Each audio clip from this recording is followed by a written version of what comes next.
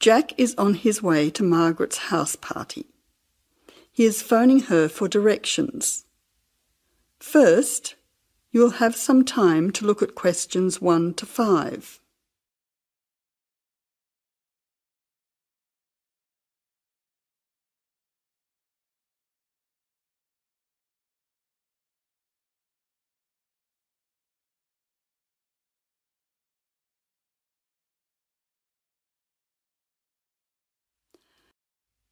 Now listen carefully and answer questions 1 to 5. Jack has got lost on his way to Margaret's party. He is phoning her for directions.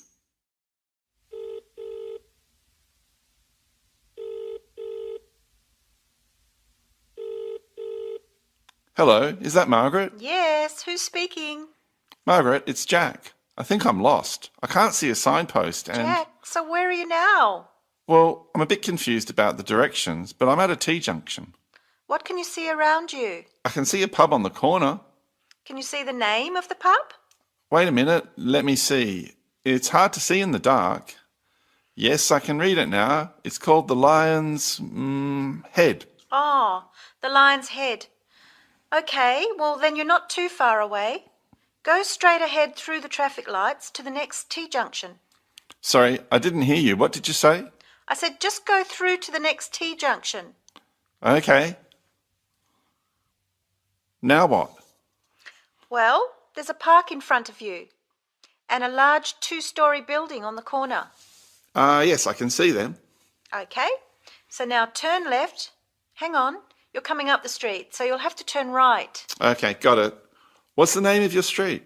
It's Wesley Street, Wesley, number 70. We're the 5th house on the left. You should see a red letterbox and some bushes in front of the house. Okay, 5th house, number 70. I should be there soon. Am I late for the party? It sounds like things are happening there. No, it's only just started. That's good. I should be there in the next 10 minutes. See you soon. Jack hangs up and walks on. 7 minutes later, he calls Margaret again, as he still can't find the house. You now have some time to look at questions 6 to 10.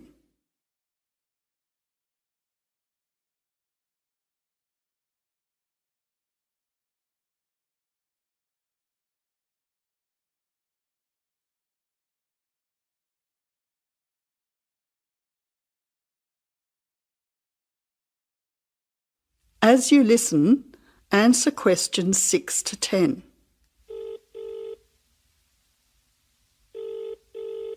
Who's speaking? Hi, Margaret. It's Jack again. Sorry to bother you. Listen, would you mind doing me a favour? Of course, what? Could you tell Mike I have got his camera? I've tried to send him a text message, but it's not going through. Oh, he's not here yet. Oh dear, he said he'd be there early. He might be lost too. Okay, I'll call him. What's his number? 0482 56 3379. Oh, so that's 0485. No, 0482 56 3379. Okay, I'll call him right away. But where are you now? Well, I'm in your street, but I still can't find your house. I can't see the numbers very clearly, or a red letterbox. It's pretty dark. I thought you said it was easy to find. Oh, okay, wait there. I'll come outside and get you. All right then, and don't worry about calling Mike. I'll try to call him now. Hang on, there's someone coming down the street. It looks like Mike. Oh, and I can see the letterbox now. It was hidden behind a bush. See you soon.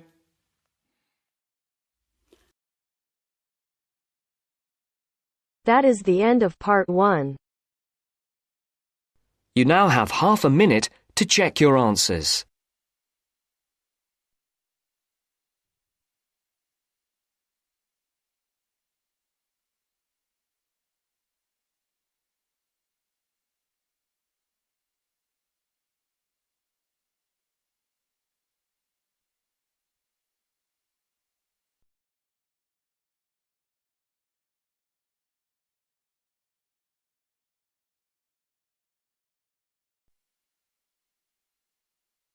Now turns to part 2. Part 2. You're going to listen to a talk about the food we eat. First, you have some time to look at questions 11 to 15.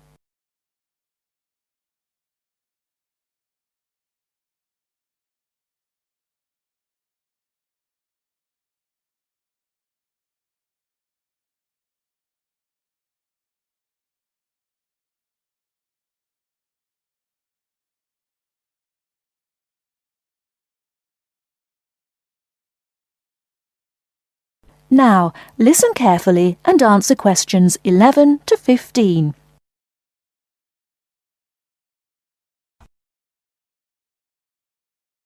Welcome to The Food We Eat, sponsored by Safeway. Increasingly, we know more about the effects of our eating habits and lifestyles on our health.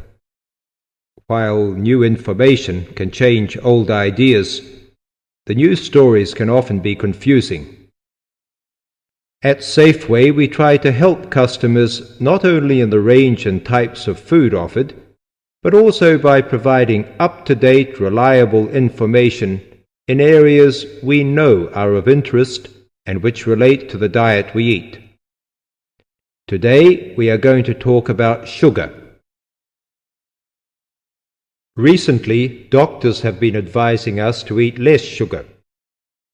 The health recommendation to use less sugar is for two reasons. Firstly, for the sake of our teeth, since the amount and frequency of sugar consumption links to decay. Secondly, as sugar is a good source of calories, it can easily be a problem if we tend to be overweight. The dental risk is because bacteria which occur naturally in our mouth feed on carbohydrates, sugar and starch, to form plaque and acid. Plaque is a sticky coating that prevents the bacteria being removed by saliva. The acid attacks the tooth itself. This takes time, however, so the trick is to avoid sticky foods like sweets, which stay around in crevices feeding the bacteria. Before you hear the rest of the talk, you have some time to look at questions 16 to 20.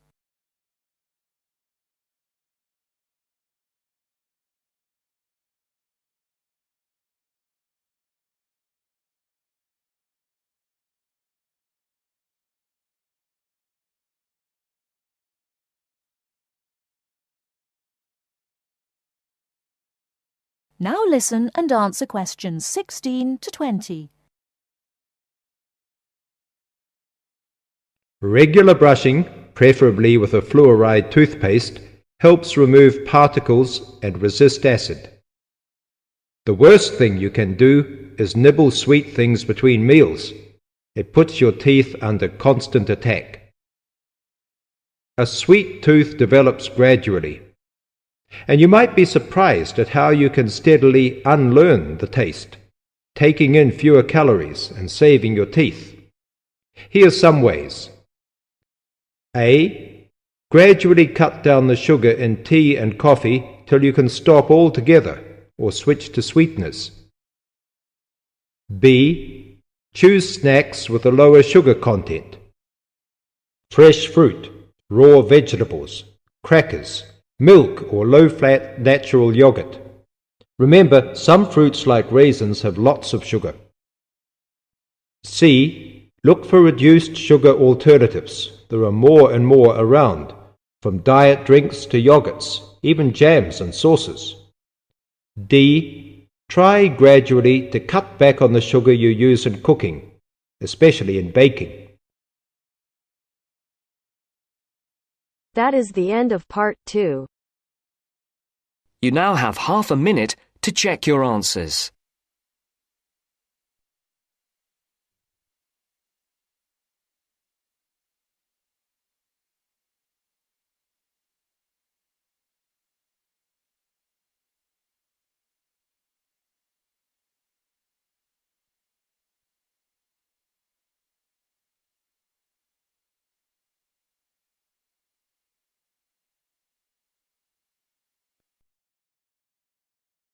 Now turns to part 3.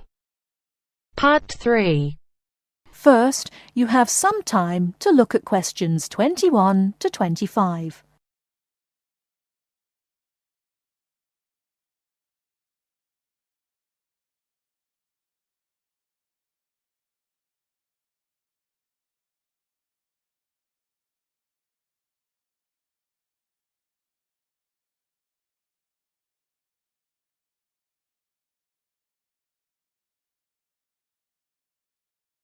Now listen carefully and answer questions 21 to 25. Good afternoon, everybody. It's Ronald Jaff with this week's edition of Movie Talk. First, let's look at the films this week in the theatre. The Kid Rides Again, When You Find Love, and Wronged. The last of the three, Wronged, is definitely the best. In fact, one of the best films in a long time, with Henry Michelson and Joanne Seymour. It is about a man who gets a life sentence for a murder he did not commit. In the style of the films of the 40s and 50s, it is a modern story of a man and his wife, wonderfully played by Joanne Seymour.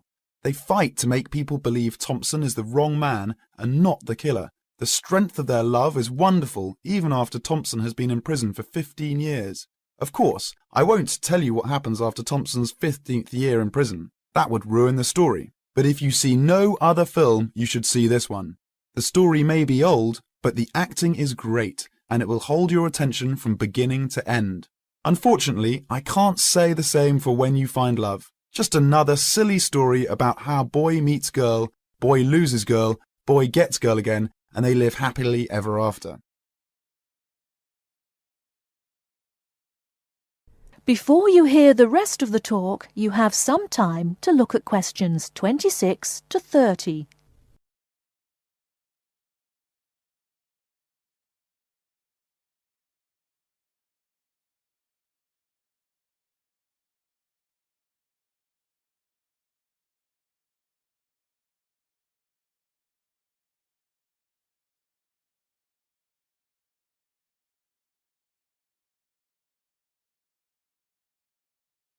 Now listen and answer questions 26 to 30.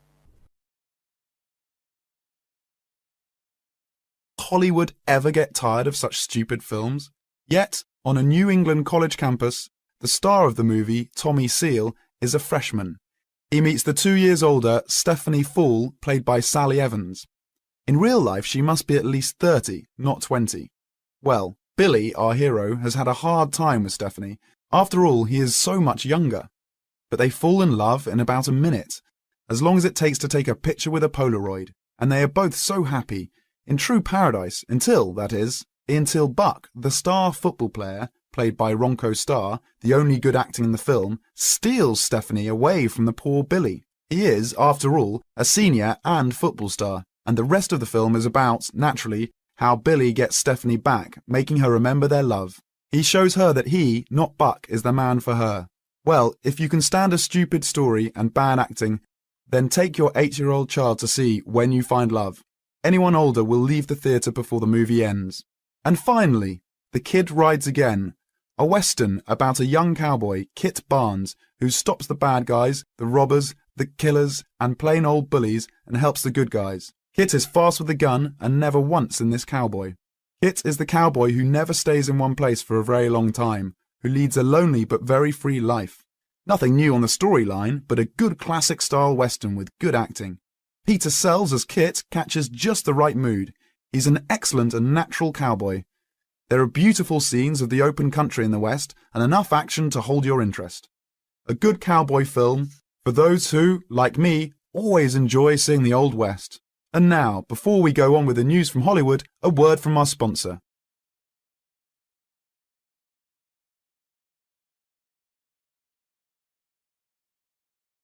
That is the end of part 3.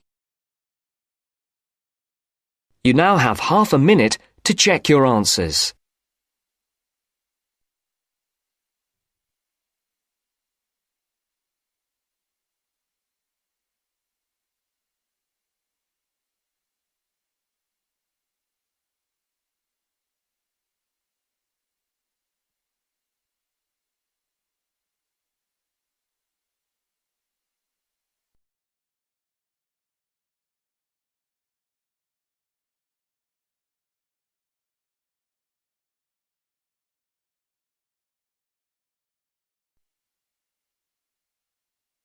Now turns to part 4.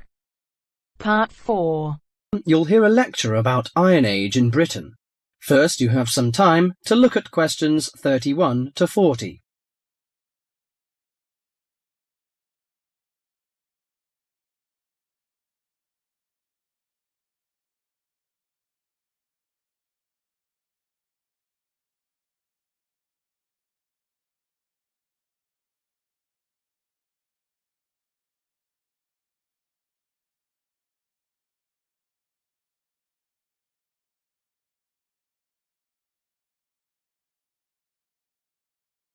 Now listen carefully to the message and answer questions 31 to 40.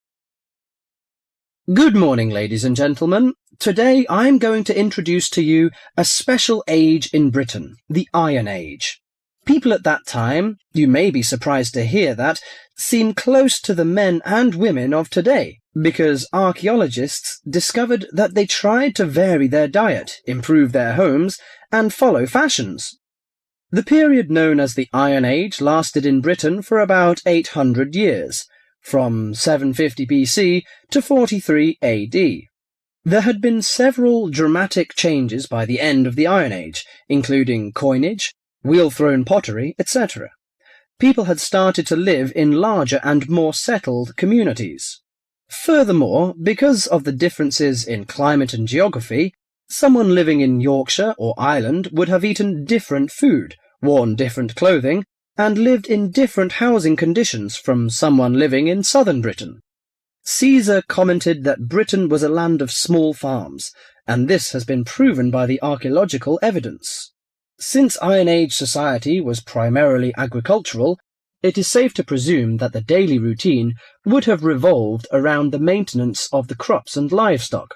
Small farmsteads were tended by and would have supported isolated communities of family or extended family size. They produced enough to live on and a little extra to exchange for commodities that the farmers were unable to provide for themselves. For those farms, harvested crops were stored in either granaries that were raised from the ground on posts or in bell-shaped pits 2 to 3 meters deep. Some 4,500 of these storage pits have been found within the hill fort interior at Danebury in Hampshire, and if they were all used to store crops, this would have essentially made the site one large fortified granary. Although the archaeological evidence shows that cattle and sheep would have been the most common farm animals, it is known that pigs were also kept. The animals would have aided the family, not only with heavy farm labour in the case of the cattle, such as the ploughing of crop fields, but also as a valuable form of wool or hide and food products. Horses and dogs are also observed in the archaeological evidence from both faunal remains and artefacts. Horses were used for pulling 2- or 4-wheeled vehicles, carts, chariots, while dogs would have assisted in the herding of the livestock and hunting. Besides agriculture and stock raising, the architecture in Iron Age is also worth mentioning. A very well-preserved settlement has been discovered at the site of Chislester in Cornwall. It was made up of individual houses of stone, with garden plots. In Wessex, the typical building on a settlement would have been the large round house. All of the domestic life would have occurred within this. The main frame of the roundhouse would have been made of upright timbers, which were interwoven with coppiced wood, usually hazel, oak, ash, or pollarded willow, to make wattle walls. This was then covered with a daub made of clay, soil, straw, and animal manure that would weatherproof the house. The roof was constructed from large timbers and densely thatched. The main focus of the interior of the house was the central open hearth fire. This was the heart of the house to provide cooked food, warmth, and light.